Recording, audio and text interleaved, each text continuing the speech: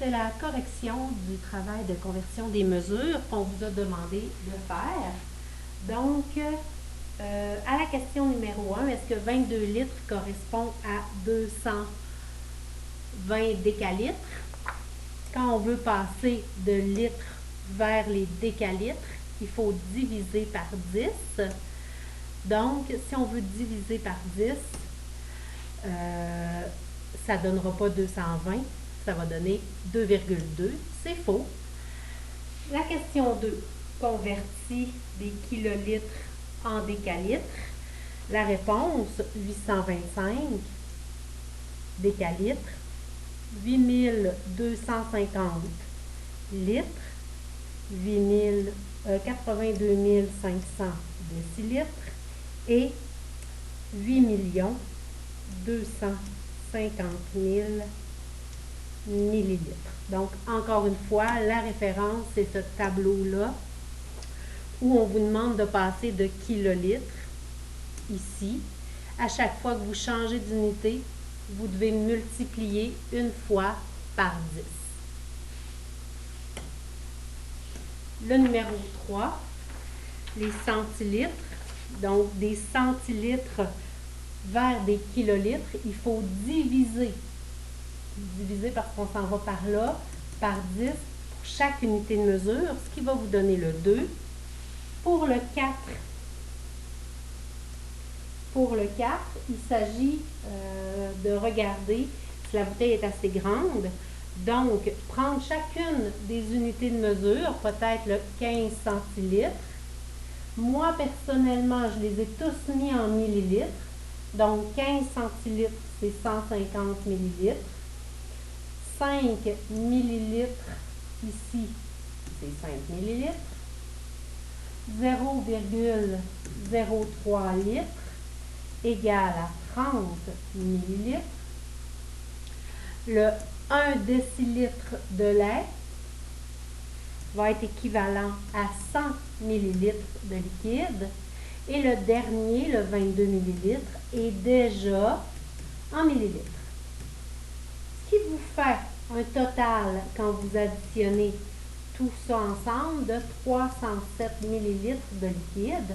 Donc, ça devrait rentrer dans une bouteille de 345, vu que c'est plus petit. Donc, c'est oui. Et la différence entre le 307 et le 347, vous avez une différence de 38 millilitres. Pour ce qui est du numéro 5, toujours des hectolitres. Combien de litres comprend des hectolitres? Donc, combien de litres comprend des hectolitres? Donc, les hectolitres, il faut que je multiplie 2 fois par 10, ce qui va me donner 2300 litres. Ensuite, la piscine. La piscine, c'est encore le même principe que le numéro 4, c'est-à-dire qu'on regarde une piscine de 1,285 kilolitres. Moi, je les ai mis cette fois-là en décalitres, correspond à 128,5 décalitres. Le 350 litres qu'on a déjà mis dans la piscine correspond à 35 décalitres. Donc, qu'est-ce qui reste à mettre dans la piscine? On soustrait. Ça va nous donner 93,5 décalitres. C'est la réponse qu'on vous demandait de placer ici. Pour ce qui est du numéro 7, pour une conversion d'unité de mesure, lorsque l'unité de départ est plus petite que l'unité désirée, on utilisera la division.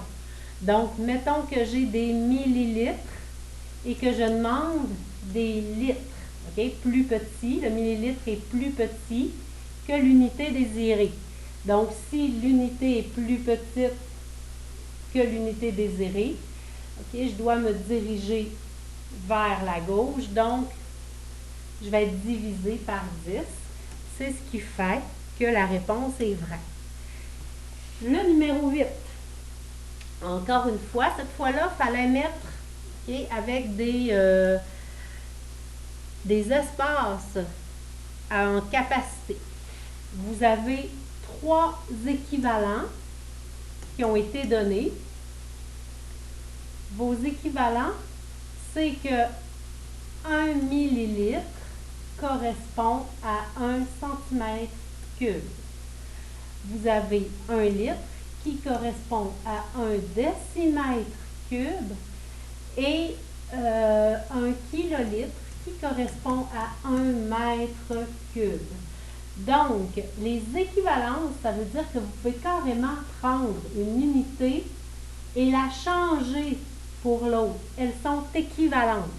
Donc, quand on a 6,4 décimètres cubes, on peut tout simplement enlever le décimètre cube et mettre litre parce que c'est un équivalent. Donc, c'est pour ça qu'ici, c'est 6,4. Et ensuite, il nous reste juste pour donner les autres à se promener dans le tableau des capacités. Donc, les autres réponses seront 640 centilitres, 6400 millilitres et 0,064 hectolitres. Le numéro 9, encore une fois, okay, c'est une question avec les équivalents, sauf qu'ici, on vous donne des décamètres cubes. Des décamètres cubes, on n'en a pas ici dans les équivalents. Donc, il faudrait changer les décamètres cubes pour une autre unité de mesure qu'on a dans ces trois-là. Fait que le mieux, c'est peut-être de prendre les décamètres cubes et les changer vers les mètres cubes.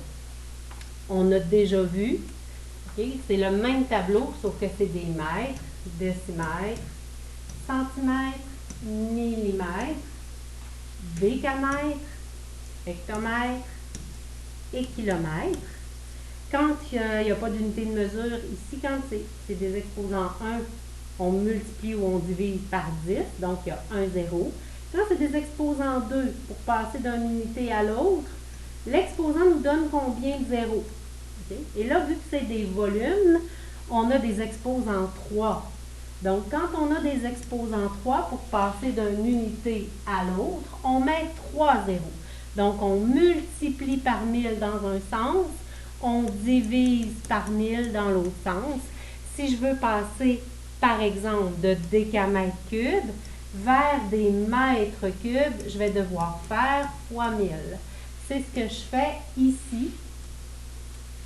Je vais mettre ça en mètres cubes. Donc, je vais faire fois 1000, ce qui va me donner 7030 mètres cubes. Et dans mes équivalences, je peux remplacer les mètres cubes par des kilolitres. Donc, je peux enlever mètres cubes et écrire à la place kilolitres. Ce qui fait que la réponse, c'est la deuxième. Pour le numéro 10, 51,2 décilitres correspond à combien de centimètres cubes? Encore une fois, on revient à nos équivalences. Il n'y a pas d'équivalence de décilitres. Donc, il s'agit de mettre les décilitres soit en litres, soit en millilitres. Okay? C'est la façon la plus simple de fonctionner. Ou, vu qu'on veut des centimètres cubes, ben, les centimètres cubes, c'est tout de suite des millilitres. Donc, le plus simple, c'est d'y aller tout de suite en millilitres. Ce que je vais faire, c'est donc mettre 51,2 décilitres en millilitres. Pour ce faire, décilitres vers millilitres, je dois multiplier une fois, deux fois par 10, ce qui va me donner 5120 millilitres. Et des millilitres dans les équivalences, on peut le cocher et dire que c'est des centimètres cubes. La réponse est 2. Le numéro 11, on veut vérifier dans le fond combien on a besoin. Est-ce que c'est équivalent à 0,53 mètres cubes? Le plus simple, c'est peut-être de vérifier ici avec la multiplication combien chacun, la quantité de chacun. Donc, 6 bidons à 19 litres vous donne 114 litres. Ici, si vous multipliez 6 fois 114, ça va vous donner 684 décilitres. Et là, je change mes décilitres en litres. J'ai tout mis en litres. Donc, 68,4 litres. Multiplication ici va vous donner 22,8. Cette fois-là, c'est des décalitres. Des décalitres, si je les mets en litres, je dois multiplier une fois par 10, 228. Et pour les bidons qui sont en centilitres, ça nous en donne 9120 centilitres. Une fois mis en litres, ça va vous donner 91,2 litres. Si vous additionnez la somme de vos bidons en litres, ça vous donne 501,6 litres.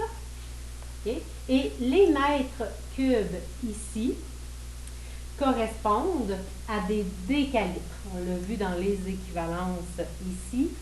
Donc, si je vous donne des mètres cubes, l'équivalent, c'est des kilolitres. Donc, je vais m'en venir ici. Je vais écrire 0,5 kilolitres. Et si je mets mes kilolitres en litres, ça m'en fait 500. Donc, j'ai besoin de 500 litres. Mes bidons en transportent 501,6 litres. Je peux dire que oui, j'ai suffisamment d'essence. C'était la correction du travail sur les conversions.